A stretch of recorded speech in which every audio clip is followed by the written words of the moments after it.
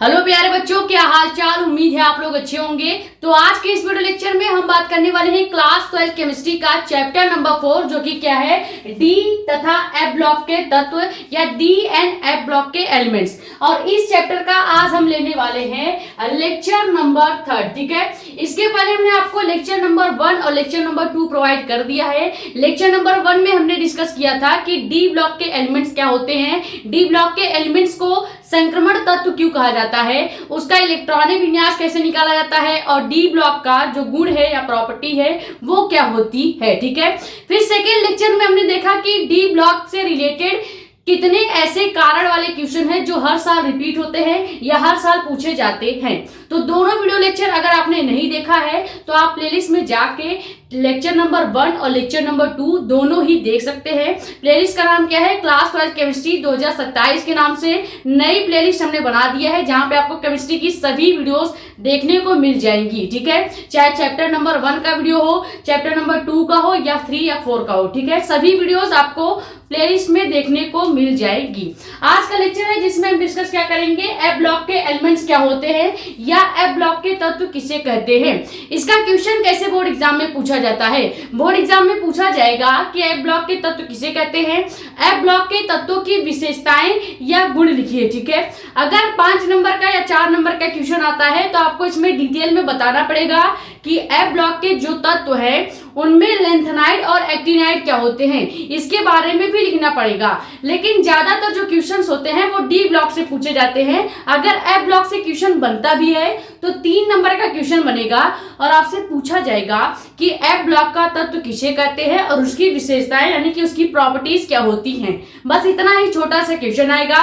Topic को start करते हैं, लेकिन उससे पहले अगर आप चैनल पर नए हैं तो चैनल को सब्सक्राइब कर लें ताकि ऐसी ही इंफॉर्मेटिव और इम्पोर्टेंट वीडियोस आपके पास आती रहे। ज्यादा से ज्यादा वीडियो कर दे शेयर ताकि और भी लोग जुड़ जाए। बाकी अपने कमेंट्स या डाउट आप यहाँ पे या हमारा इंस्टाग्राम आईडी भी है मेडिको स्पेलिंग साक्षी मिश्रा के नाम से, वहां पे भी अपने डाउट्स पूछ सकते हैं। ठीक है, सबसे पहले समझते हैं कि आखिर एफ ब्लॉक के एलिमेंट्स यानी कि एफ ब्लॉक के तत्व क्या होते हैं। ठीक है, अब आपसे ये भी पूछा जा सकता है कि एफ ब्लॉक के जगह आपसे पूछा जा सकता है कि अंतः संक्रमण तत्व क्या होते हैं। देखो, एफ ब्लॉक एलिमेंट्स का ही नाम होता है अंतः संक्रमण तत्व। तो अगर हम कहीं पे अंतः संक्रमण तत्व बोल रहे हैं तो इसका मतलब आपको कंफ्यूज होने की जरूरत नहीं है, दोनों एक ही है, बस अलग अलग नाम है। जैसे आपका भी कभी कभी क्या होता है, कई लोगों का 2-2 नाम होता है, हो सकता है आपका ही 2 नाम हो। तो वैसे ही एफ ब्लॉक का समझ लीजिए 2 नाम है, पहला एफ ब्लॉक के तत्व और दूसरा अंतः संक्रमण तत्व। क्लियर। एफ ब्लॉक के तत्व होते क्या है, तो ऐसे तत्व जिनका हम इलेक्ट्रॉनिक कॉन्फ़िगरेशन जब करते हैं यानी कि इलेक्ट्रॉनिक विन्यास जब निकालते हैं तो आखिरी जो इलेक्ट्रॉन होगा, आखिरी जो अनपेयर्ड इलेक्ट्रॉन होगा यानी कि अयुग्मित इलेक्ट्रॉन होगा, वो क्या करता है, वो एफ कोश में प्रवेश करता है। यानी जब भी आप इलेक्ट्रॉनिक विन्यास निकाल रहे हैं, इलेक्ट्रॉनिक विन्यास निकालने पर अगर एकदम आखिरी जो इलेक्ट्रॉन है और सिंगल इलेक्ट्रॉन है वो क्या करता है, एफ कोश में प्रवेश करता है, तो उन्हें क्या कहेंगे, एफ ब्लॉक के तत्व कहेंगे। ऐसे तत्व को हम क्या कहेंगे, एफ ब्लॉक का तत्व कहेंगे। यानी जिस तत्व का आखिरी इलेक्ट्रॉन एफ कोश में प्रवेश कर जाए तो वो तत्व क्या हो जाता है, एफ ब्लॉक का एलिमेंट्स कहलाता है या तत्व कहलाता है। क्लियर हो गया। अब एक पॉइंट आप यहाँ पे नोटिस करेंगे, जब भी आप देखते होंगे पीरियोडिक टेबल में एफ ब्लॉक सबसे पहले होता कहाँ पे है, तो ये देखिए आपका यहाँ पे क्या हो गया, एस ब्लॉक का एलिमेंट्स हो गया, ये हो गया आपका डी ब्लॉक, और यहाँ पे आपका क्या हो गया है, ये आपका हो जाएगा पी ब्लॉक। ठीक है, ये आपका पी ब्लॉक हो गया, ये पीरियोडिक टेबल हो गया ऊपर से। अब नीचे देखेंगे तो 2 क्षैतिज पंक्तियां होती हैं। क्षैतिज आपको पता है, इस तरह से अगर लेटा हुआ कोई सामान अगर हम रख दें या कोई वस्तु रख दें तो उसको हम क्षैतिज कहेंगे। ठीक है, तो नीचे जो होता है 2 क्षैतिज पंक्तियां, ये आपकी एफ ब्लॉक एलिमेंट्स होती हैं। क्या होती हैं, एफ ब्लॉक एलिमेंट्स होती हैं। ठीक है, अब एफ ब्लॉक एलिमेंट्स में आपने जो ये 2 पंक्तियां देख रही हैं, पहला जो पंक्ति है इसका नाम होता है 4f श्रेणी। क्या होता है, 4f श्रेणी इसको कहते हैं। और इसी एफ ब्लॉक का जो दूसरा पंक्ति होता है इसको हम कहते हैं 5f श्रेणी।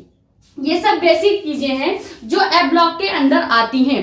एफ ब्लॉक सबसे पहले पूरे पीरियोडिक टेबल में सबसे नीचे प्रेजेंट होता है और इसमें 2 श्रेणियां होती हैं।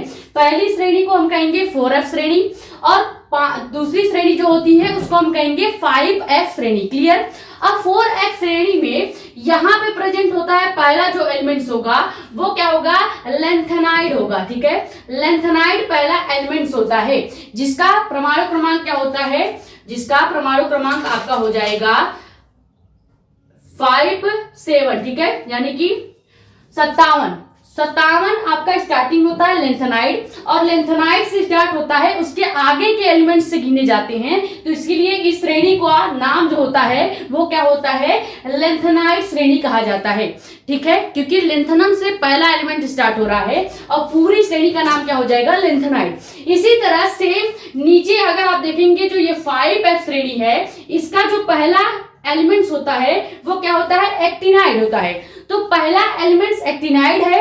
अब इस एक्टिनाइड के बाद जितने भी एलिमेंट्स होंगे इस श्रेणी में उनके नाम क्या हो जाएंगे, उनके नाम हो जाएंगे एक्टिनॉइड श्रेणी। ठीक है, तो इसीलिए ये 5f श्रेणी को एक्टिनॉइड श्रेणी भी कहा जाता है। दो चीजें याद रखेंगे सीधे सीधे, एफ ब्लॉक जो होता है पीरियोडिक टेबल में सबसे नीचे प्रेजेंट होगा, दो क्षैतिज पंक्तियां होंगी। पहला क्षैतिज पंक्ति जिसका नाम होगा क्या, 4f श्रेणी, दूसरी क्षैतिज पंक्ति जिसका नाम होगा 5f श्रेणी। क्लियर।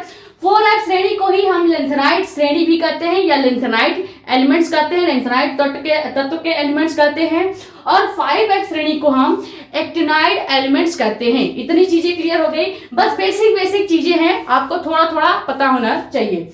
अब यहाँ पे यही पॉइंट हम लिखे क्या है कि इनमें दो क्षैतिज श्रेणियां होती हैं जिन्हें 4f तथा 5f अर्थात लेंथेनाइड व एक्टिनाइड के नाम से जाना जाता है। अभी हमने बताया कि जो 4f होगा उसको हम लेंथेनाइड कहेंगे और जो 5f श्रेणी होगा उसको एक्टिनाइड कहेंगे। क्लियर। इनके नाम से जाना जाता है।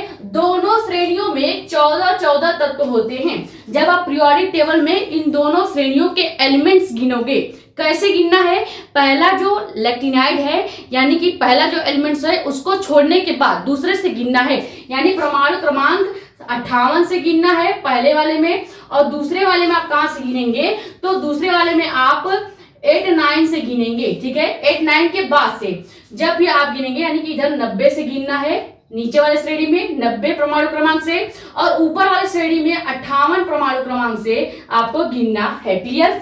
तो जब भी आप 58 और 90 से एलिमेंट गिनोगे दोनों श्रेणियों के, तो टोटल आपके 14 एलिमेंट्स एक श्रेणी में बनेंगे, यानी दोनों श्रेणी में 14 एलिमेंट्स होते हैं। क्लियर। ये बेसिक पॉइंट आपको लिख देना है। जब भी बोर्ड एग्जाम में क्वेश्चन पूछा जाएगा कि एफ ब्लॉक एलिमेंट्स क्या होते हैं, पहले तो आप उसका डिफिनीशन लिखेंगे, फिर ये बेसिक चीजें लिख के आप थोड़ा सा लाइनों को बढ़ाएंगे। वो होता नहीं कि आपको कॉपी भरनी होती है, तो कॉपी भरने का मतलब ये नहीं है कि आप उसमें आर्ट साइंस का कोई डॉक्यूमेंट्स भर दें। इसका मतलब है कि आप अगर कॉपी भरना भी चाहते हैं तो उसी टॉपिक से रिलेटेड चीजें लिखें, तो आपका नंबर नहीं कटेगा। जैसे हमने जो ये नीचे टॉपिक क्या कर सकते हैं कि लाइन भरने के लिए जो यहाँ पे आपको पॉइंट्स बताया जा रहा है, ये एफ ब्लॉक का ही पॉइंट है, एफ ब्लॉक का ही बेसिक नॉलेज है कि इसमें दो श्रेणियां होती हैं, जिसमें हम पहली श्रेणी को 4f कहते हैं, दूसरी श्रेणी को 5f कहते हैं।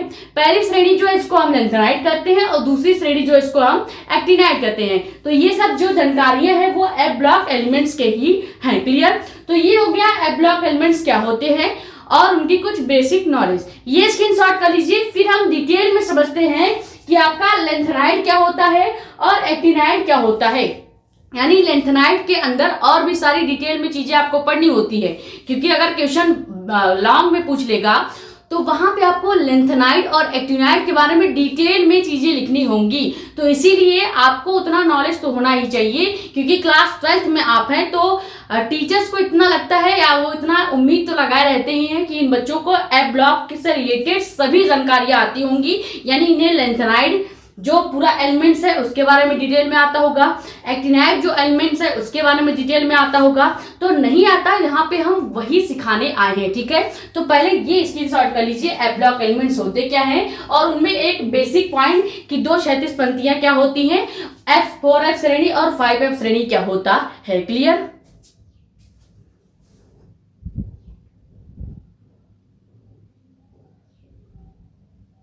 तो लेंथेनाइड और एक्टिनाइड को जानने से पहले हम समझते हैं कि आखिर एफ ब्लॉक के जो बाह्य कक्षक होते हैं वो क्या होता है और एफ ब्लॉक का इलेक्ट्रॉनिक विन्यास का फॉर्मूला क्या होता है, क्योंकि सबसे ज्यादा इंपॉर्टेंट जो एफ और डी ब्लॉक से पूछा जाता है वो इलेक्ट्रॉनिक विन्यास पूछा जाता है। ठीक है, तो सबसे पहले बाह्य कक्षक की बात कर लेते हैं।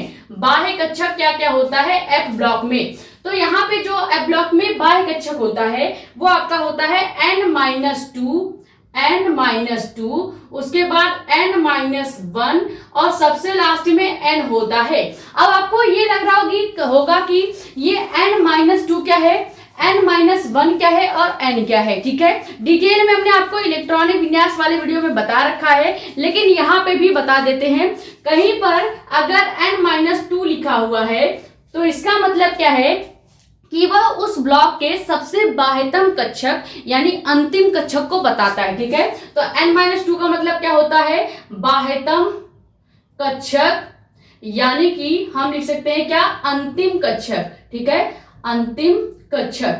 उसके बाद n-2 की बात की जाए, या सॉरी n-2 के बाद n-1 आ रहा है, तो n-1 की बात की जाए तो बाह्यतम या अंतिम के पहले जो आता है वो आता है उपांतिम। ठीक है, बाह्यतम या अंतिम कक्षक के पहला वाला जो कक्षक होगा, जैसे मान लीजिए बाह्यतम कक्षक हम मान लेते हैं चौथी कक्षा है। ठीक है, तो चौथी कक्षा से पहले तीसरी कक्षा आती है, तो तीसरी कक्षा को हम लिखते हैं n-1 से, और इसको हम क्या नाम देते हैं, उपांतिम कक्षक। ठीक है, उपांतिम कक्षा, उपांतिम कक्षक इसको कहते हैं। और कहीं पे अगर n लिखा है तो इसका मतलब होता है कोष। ठीक है, कोष का मतलब है पहली कक्षा जो नाभिक के पास होती है। जैसे यहाँ पे देखो तो ये आपका क्या हो गया, ये हो गया परमाणु का या किसी भी एटम का नाभिक। अब इस एटम के आसपास 4 कक्षाएं होंगी। ठीक है, इस तरह से 3 और 1 4 कक्षाएं। ठीक है, 4 कक्षाएं हो गई।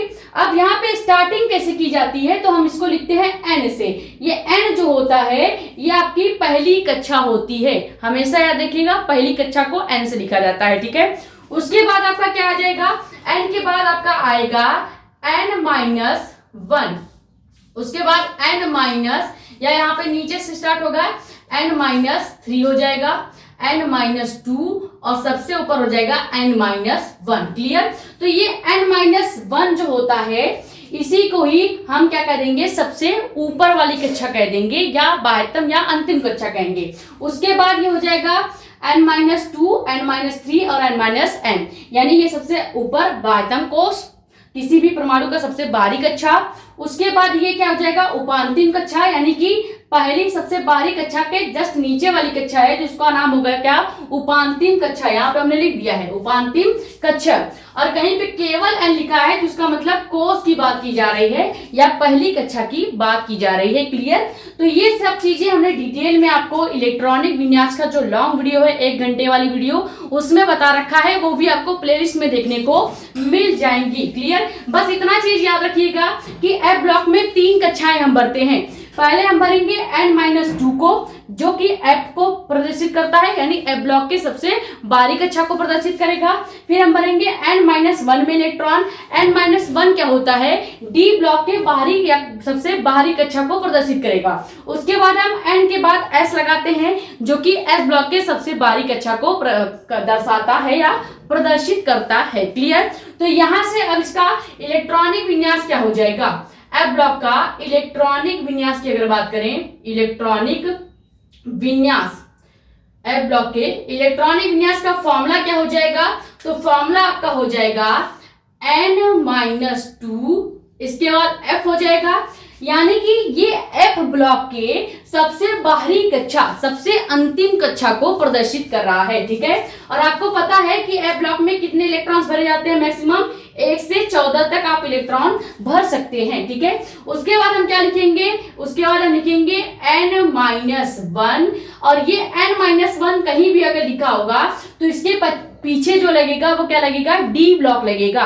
क्योंकि n-1 जो होता है ये डी ब्लॉक के सबसे बाहरी कक्षा को बताता है। क्लियर, तो इसका मतलब अगर कहीं पे f के पहले n-2 लिखा है तो ये f ब्लॉक के सबसे बाहरी कक्षा को बता रहा है, d के पहले n-1 लिखा है तो ये d ब्लॉक के सबसे बाहरी कक्षा को बता रहा है, और उसके बाद आ जाता है NS, ठीक है, यानी S ब्लॉक के सबसे बारीक कक्षा को हम N से प्रदर्शित करते हैं या लिखते हैं, ठीक है। अब D ब्लॉक में आपको पता है हम 0 से 10 तक इलेक्ट्रॉन भर सकते हैं। S में हम कितना इलेक्ट्रॉन भर सकते हैं, तो S में हम 2 इलेक्ट्रॉन मैक्सिमम भर सकते हैं। क्लियर हो गया, यहाँ पे इतनी चीजें आपको क्लियर होनी चाहिए। ये क्लियर हो गया। अब ये फॉर्मूला आपको हमेशा याद रखना है। ये इलेक्ट्रॉनिक विन्यास का जो फॉर्मूला है ये आपके F ब्लॉक के लिए इलेक्ट्रॉनिक विन्यास का फॉर्मूला हो गया। क्लियर हो गया, तो इतनी चीजें क्लियर हुई कि नहीं। हमने पहले आपको समझाया कि ये n-2 क्या होता है, n-1 क्या होगा और n क्या होगा। अगर कहीं पे n-2 लिखा है तो इसका मतलब बाह्यतम या अंतिम कक्षक, n-1 लिखा है तो इसका मतलब उपांतिम कक्षक, पढ़ा जाएगा इसको, ठीक है। और कहीं पे n लिखा है तो इसका मतलब हो जाएगा कोष। अब ये रिलेट कर सकते हैं आप फॉर्मूले से। फॉर्मूले में कहीं भी F के पहले n-2 है तो इसका मतलब है ये F ब्लॉक के सबसे बाह्यतम कोष को बता रहा है। उसके बाद D के पहले n-1 लिखा है तो D ब्लॉक का सबसे बाह्यतम कोष को बताएगा। उसके बाद S के पहले N लिखा है तो इसका मतलब क्या है, ये S ब्लॉक के सबसे बाह्यतम कोष को प्रदर्शित कर रहा है या कक्षक को प्रदर्शित कर रहा है। क्लियर हो गया, ये बेसिक चीजें हैं जो आपको आनी चाहिए। स्क्रीनशॉट कर लीजिए। फिर समझते हैं लेंथेनाइड और एक्टिनाइड क्या होता है। फिर उसके बाद हम मेन चीज समझेंगे जो कि क्या है, F ब्लॉक एलिमेंट्स की प्रॉपर्टीज क्या होती हैं।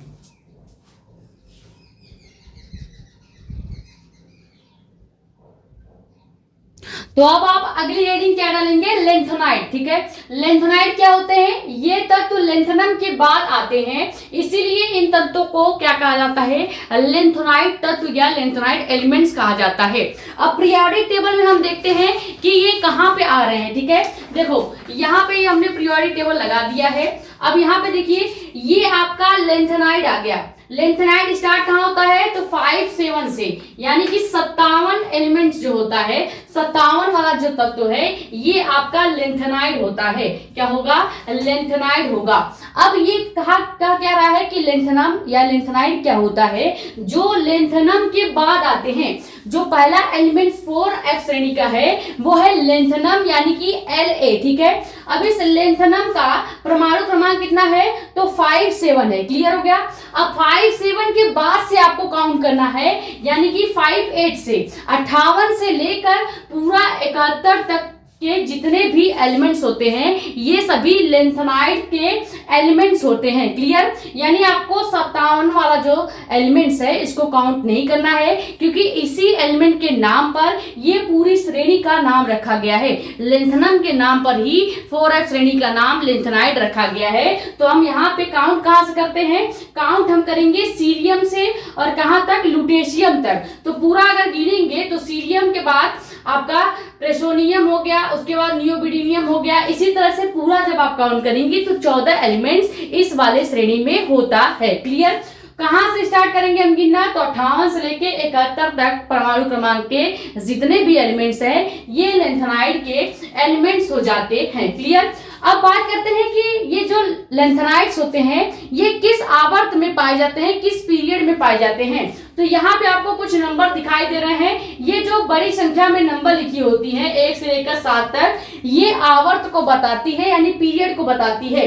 अब यहाँ पे आप देखेंगे ये जो 6वां नंबर आ रहा है, इस 6वें नंबर पे ये आपको दिख रहा होगा, ये क्या है, लेंथेनाइड होता है। यहाँ पे आप पीरियोडिक टेबल जब भी आप अपना चार्ट पेपर देखेंगे तो 6ठा पीरियड में 1, 2 तीसरे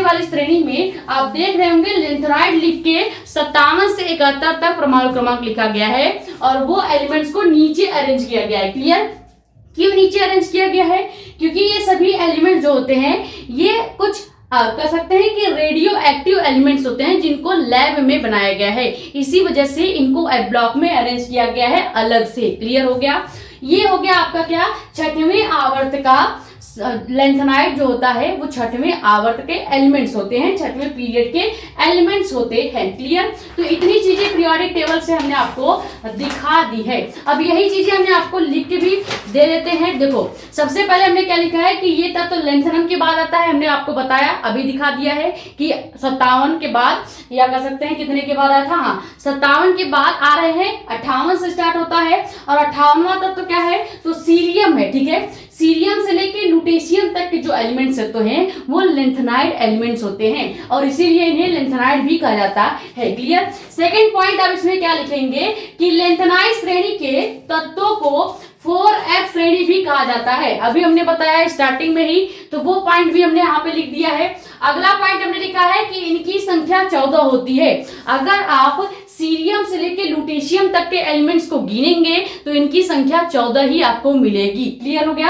अब अगर आपने लेंथेनम को भी गिन लिया है तो संख्या आपको 15 मिल जाएगी, लेकिन लेंथेनम को नहीं गिनना होता है, आपको लेंथेनम के बाद एलिमेंट्स को गिनने होते हैं। क्लियर? उसके बाद अगला पॉइंट क्या है कि ये तत्व परमाणु क्रमांक 58 से लेके 71 तक होते हैं। 58वां क्या है आपका सीरियम, और 71वां तत्व क्या है, लुटेशियम। ठीक है, या लॉरेंसियम इसका नाम होता है, हाँ लुटेशियम इसका नाम है। क्लियर? उसके बाद अगला पॉइंट क्या लिखेंगे कि ये छठवें आवर्त के सदस्य हैं। कैसे छठवें आवर्त के सदस्य होते हैं ये भी हमने आपको अभी पीरियोडिक टेबल में दिखा दिया। उसके बाद अगला पॉइंट क्या लिखेंगे कि इन्हें दुर्बल मृदा धातु भी कहा जाता है, यानी ये बहुत कमजोर लेकिन मृदा धातु के एलिमेंट्स होते हैं। ठीक है, ये पॉइंट्स आपको लेंथेनाइड वाले पूरे जो आपका हेडिंग होगा उसके अंदर लिखना होगा। क्लियर? उसके बाद क्या लिखेंगे कि इनमें से केवल एक तत्व जो है प्रोमेथियम, जिसको पीएम से दर्शाया जाता है। जब आप देखेंगे 4f की सभी कह सकते हैं तत्वों को, तो उसमें एक तत्व होता है प्रोमेथियम, जिसको पीएम से लिखा जाता है। ये तत्व क्या होता है, रेडियो एक्टिव तत्व होता है।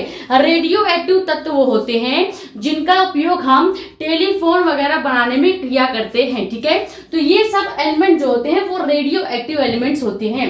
और केवल याद रखिएगा 4f श्रेणी में केवल एक रेडियो एक्टिव एलिमेंट्स है, जबकि आप अभी दूसरी जो श्रेणी देखेंगे 5f श्रेणी, उसके सभी एलिमेंट्स क्या होते हैं, रेडियो एक्टिव एलिमेंट्स होते हैं। यही अंतर है लेंथेनाइड और एक्टिनाइड में। क्लियर हो गया? तो लेंथेनाइड का याद रखिएगा केवल एक एलिमेंट रेडियो एक्टिव होता है, और वो एलिमेंट क्या है, प्रोमेथियम, जिसको हम पीएम से लिखते हैं। क्लियर? ये आपका रेडियो एक्टिव होता है, बाकी सभी एलिमेंट्स नॉर्मल होते हैं। नॉर्मल का मतलब जैसे और आपके एलिमेंट्स थे एस ब्लॉक के, पी ब्लॉक के, वैसे एलिमेंट्स होते हैं। क्लियर? आखिरी पॉइंट क्या लिखेंगे कि इनका लेंथेनम सहित, लेंथेनम के साथ अगर आप इसका इलेक्ट्रॉनिक विन्यास लिखते हैं, यानी परमाणु क्रमांक 57 से लेकर 71 तक के अगर आप इलेक्ट्रॉनिक विन्यास को लिखेंगे तो कैसे लिखेंगे, सबसे पहले आप लिखेंगे जेनॉन, यानी कि XE जहां भी लिखा होगा तो इसको आप क्या पढ़ेंगे, जेनॉन पढ़ेंगे। ठीक है, जेनॉन पढ़ा जाता है। और जेनॉन के बाद हम लिखेंगे क्या, 4f में आप कितना इलेक्ट्रॉन भर सकते हैं, तो 1 से लेके 14 तक इलेक्ट्रॉन भर सकते हैं। उसके बाद 5d, जिसमें हम 0 से लेके 1 तक इलेक्ट्रॉन ही भरेंगे, वैसे तो आप 10 तक भर सकते हैं। ठीक है, तो 0 से लेके 10 तक लिख लीजिए। उसके बाद 6s2, यानी कि छठवां श्रेणी में, एफ ब्लॉक के छठवें श्रेणी में आप 2 इलेक्ट्रॉन भर सकते हैं। क्लियर? तो ये जो फॉर्मूला है ये आपके लेंथेनाइड के जितने भी तत्व हैं, यानी कि सीरियम से लेके लुटेशियम तक के जितने भी एलिमेंट्स हैं, अगर आपको उनका इलेक्ट्रॉनिक विन्यास लिखना है तो आप पूरा जो एफ ब्लॉक का एलिमेंट्स का इलेक्ट्रॉनिक विन्यास का फॉर्मूला है उसको लगाने से बेहतर है कि अगर आपको कोई भी लेंथेनम का एलिमेंट्स दिख रहा है तो आप डायरेक्ट ये फॉर्मूला लगा के उसका इलेक्ट्रॉनिक विन्यास निकाल सकते हैं। यानी पहले आप लिखेंगे जेनॉन, फिर लिखेंगे 4f में आपको जितना इलेक्ट्रॉन वहां पे दिया होगा उतना भरना होगा। उसके बाद 5d में जितना इलेक्ट्रॉन भरना होगा उतना भरेंगे, और 6s में आपको केवल 2 इलेक्ट्रॉन ही भरना है। क्लियर? तो ये हो गया लेंथेनाइड क्या होता है, या लेंथेनाइड एलिमेंट्स किसे कहते हैं, ये भी हमने आपको बता दिया, ताकि आपको जानकारी हो कि लेंथेनाइड में क्या क्या पॉइंट्स है, क्यों इसे लेंथेनाइड एलिमेंट कहा जाता है, क्या रीजन है कि इसी को लेंथेनाइड कहा जाता है, ये भी हमने देख लिया। इनकी संख्या कितनी होती है ये भी हमने आपको बता दिया। मतलब सभी बेसिक नॉलेज जो आपको पता होना चाहिए लेंथेनाइड के बारे में, 4F श्रेणी के बारे में, वो हमने आपको डिटेल में बता दिया। ठीक है, ये स्क्रीनशॉट कर लीजिए। फिर हम देखते हैं 5F श्रेणी क्या होता है, यानी एक्टिनॉइड्स क्या होते हैं। ठीक है, एक्टिनॉइड्स क्या होंगे।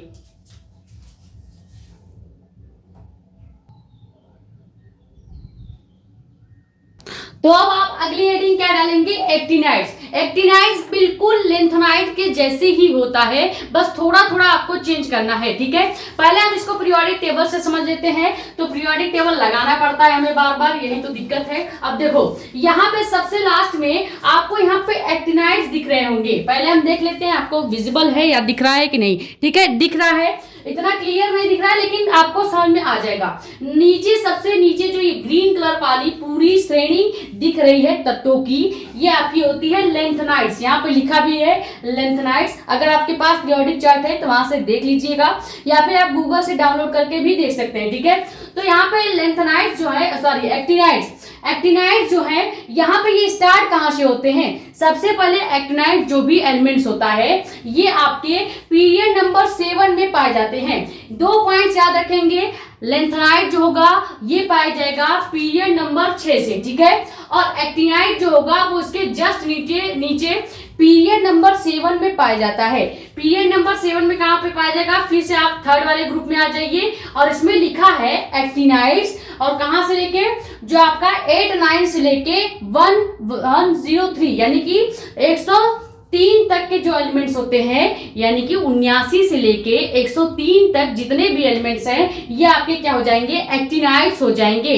अब आपको ये 79 छोड़ देना है, आपको 90 से गिनना है। जब 90 से लेके आप 103 तक गिनेंगे तो टोटल 14 एलिमेंट्स इसके अंदर प्रेजेंट होंगे।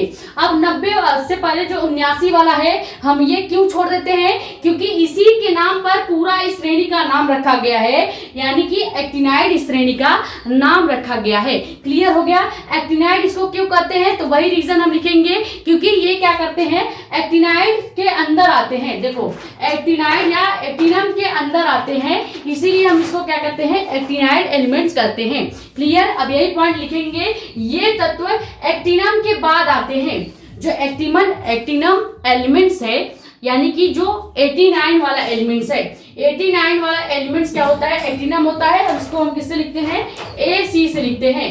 इस AC 79 से पहले 79 इसका परमाणु क्रमांक है, AC आपका एक्टिनम को प्रदर्शित करता है। ठीक है, तो इसके बाद जितने भी एलिमेंट्स हैं ये इनके बाद आ रहे हैं, तो इसीलिए हम इनको क्या नाम दे देते हैं, एक्टिनाइड नाम दे देते हैं। क्लियर। अगला पॉइंट क्या लिखेंगे कि एक्टिनाइड श्रेणी को ही 5F श्रेणी कहा जाता है। तो कहीं पे 5F लिखा है या 5F श्रेणी लिखा है तो आप समझ जाइएगा कि F ब्लॉक के दूसरी श्रेणी यानी कि एक्टिनाइड्स की बात की जा रही है। क्लियर। उसके बाद इनकी संख्या भी 14 होती है, हमने पहले ही बता दिया। पूरे F ब्लॉक में 2 श्रेणियां हैं, दोनों में 14 एलिमेंट्स है। क्लियर।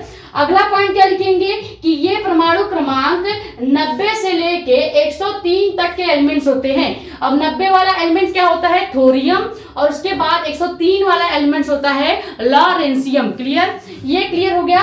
तो इतने तक के यानी कि 90 से लगा के 103 तक के जितने भी एलिमेंट्स हैं ये आपके क्या हो जाएंगे, एक्टिनाइड्स के अंदर आ जाएंगे। उसके बाद अगला पॉइंट क्या लिखेंगे कि ये दुर्बल मृदा धातु भी कहे जाते हैं, यानी इन्हें हम दुर्बल मृदा धातु भी कहते हैं। यानी इन्हें हमने लिख दिया है, यहाँ पे आप भी लिख लीजिएगा, इन्हें दुर्बल मृदा धातु भी कहा जाता है। अगला पॉइंट हम लिखेंगे कि ये 7वें आवर्त के सदस्य होते हैं। कैसे होते हैं हमने आपको दिखा दिया। पीरियोडिक टेबल में सबसे इधर आप देखे होंगे बड़े बड़े नंबर्स लिखे होते हैं जो पीरियड्स को बताते हैं। वहां पे 7वें वाले पीरियड में तीसरे ग्रुप में आप देखेंगे तो वहां पे आपको एक्टिनाइड्स देखने को मिल जाएगा। क्लियर। अगला पॉइंट क्या लिखेंगे कि इनमें से सभी रेडियो एक्टिव तत्व होते हैं, यानी 5F श्रेणी के जितने भी एलिमेंट्स दिख रहे हैं पूरे 90 से लेके 103 तक जितने भी एलिमेंट्स है 14 के 14 एलिमेंट्स आपके क्या होते हैं, एक्टिनाइड होते हैं। क्लियर। जबकि हमने आपको अभी अभी बताया कि जब आप लेंथेनाइड की बात करते हैं यानी 4f श्रेणी की बात करते हैं तो उसमें केवल एक तत्व रेडियो एक्टिव होता है जो कि क्या था, प्रोमेथियम यानी पीएम। इसको डायरेक्ट आप याद रखिएगा, हो सकता है ऑब्जेक्टिव में आपसे पूछ ले, लेकिन यूपी बोर्ड का जो पेपर होता है इतना कठिन नहीं बनता तो पूछेगा तो नहीं। ठीक है। उसके बाद अगला और आखिरी पॉइंट क्या लिखेंगे कि इनका एक्टिनम सहित समान इलेक्ट्रॉनिक विन्यास क्या होता है। यानी अगर आपको 5f श्रेणी का कोई भी एलिमेंट दे दिया जाएगा तो अगर आपको केवल 5f श्रेणी का क्या कर सकते हैं, इलेक्ट्रॉनिक विन्यास निकालना है तो आप कैसे निकालेंगे। सबसे पहले आप लिखेंगे रेडॉन यानी Rn, कहीं भी Rn लिखा है तो इसको हम पढ़ेंगे रेडॉन। ठीक है, रेडॉन। रेडॉन के बाद लिखते हैं 5f। 5f में हम जानते हैं f आ गया है तो मतलब 14 तक इलेक्ट्रॉन भरे जा सकते हैं। उसके बाद हम लिखेंगे 6d जिसमें हम 0 से लेके 10 तक इलेक्ट्रॉन भर सकते हैं।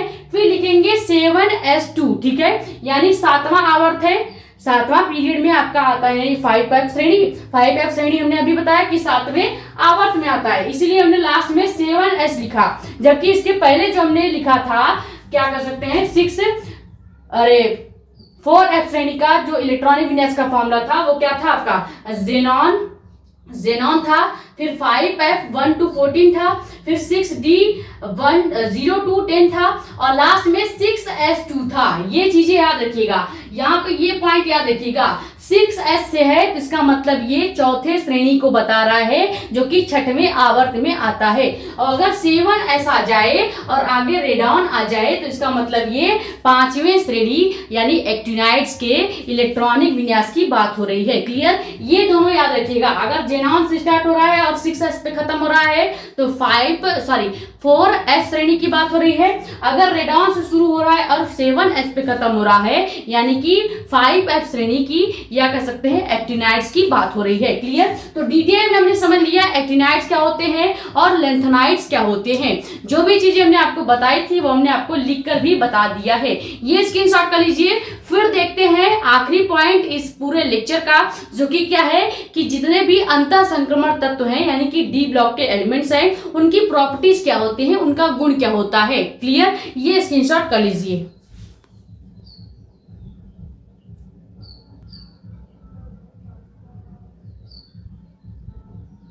तो अब आप आखिरी हेडिंग क्या डालेंगे कि एफ ब्लॉक या अंतर संक्रमण तत्व की विशेषताएं क्या होती हैं या इनकी प्रॉपर्टीज या गुण क्या होते हैं। ठीक है, ये बहुत इंपॉर्टेंट है क्योंकि कभी कभी बोर्ड एग्जाम में केवल यही पूछ लिया जाता है कि अंतर संक्रमण तत्व के प्रॉपर्टीज को लिखिए यानी कि उनकी विशेषताएं या गुण क्या होती हैं ये बताइए। ठीक है, तो टोटल हमने यहाँ पे 7 विशेषताएं लिख रखी हैं जिनमें से आपको मैक्सिमम 5 विशेषताएं तो याद होनी ही चाहिए क्योंकि अगर 1 नंबर या 2 नंबर का क्वेश्चन आता भी है तो एटलीस्ट आप 3 से 4 लाइन तो लिख सकें इसके बारे में। ठीक है, तो ये आपके लिए बहुत ज्यादा इंपॉर्टेंट टॉपिक है जिसमें हमने क्या डिस्कस कर रहे हैं कि एफ ब्लॉक एलिमेंट्स के या उनकी विशेषताएं क्या होती हैं। क्लियर, देखो पहली विशेषता यह है कि इनका इलेक्ट्रॉनिक विन्यास करने पर जो अंतिम इलेक्ट्रॉन होगा वो कहां पे जाएगा, n-2 f में जा रहा है यानी एफ ब्लॉक में जा रहा है। तो चाहे आप n-2 f लिखिए या आप डायरेक्ट लिख सकते थे एफ ब्लॉक में जाता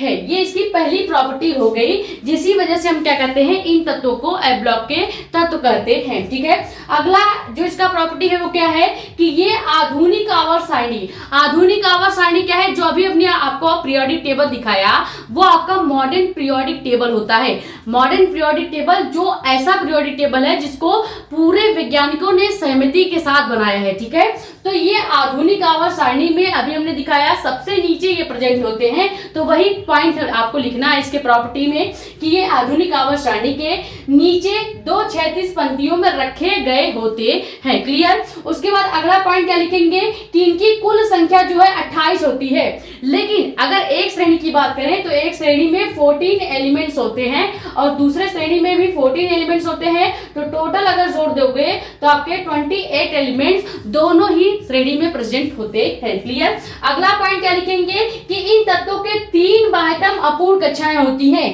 कौन कौन सी?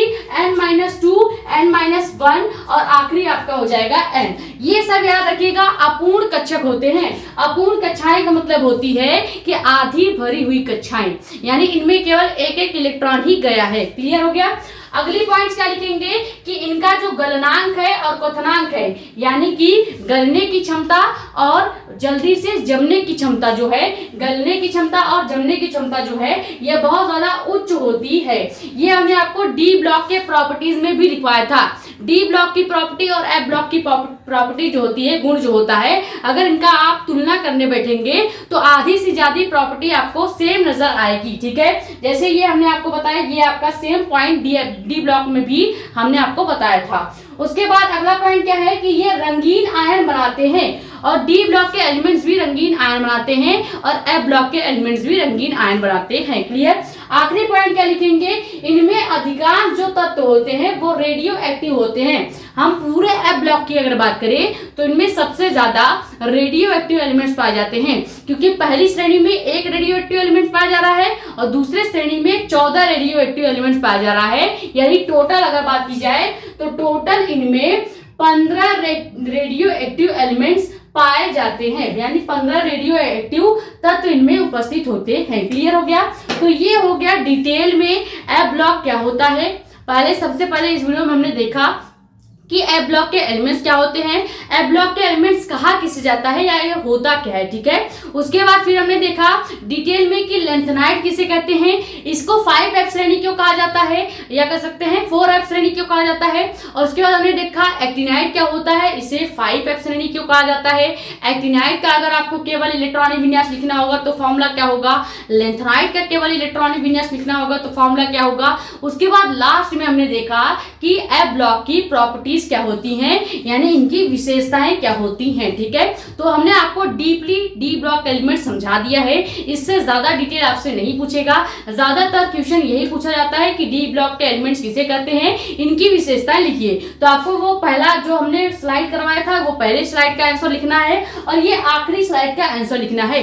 बीच में जो लेंथेनाइट और एक्टिनाइट हमने बताया, अब आपको बता दें लेंथेनाइट एक्टिनाइट 12th में नहीं पूछा जाता, बस केवल आपके नॉलेज के लिए हमने बताया था। ठीक है। तो आई होप ये वीडियो लेक्चर आपके लिए हेल्पफुल रहा होगा। तो जितनी भी चीजें इस वीडियो लेक्चर में बताई गई हैं, सबसे पहले उसे नोट कर लीजिए। अगर नोट कर लिया है तो जस्ट वीडियो खत्म होने के बाद आपको सारी चीजें बैठ के एक बार रिवाइज करना है ताकि आपको अच्छे से क्लियर हो जाए।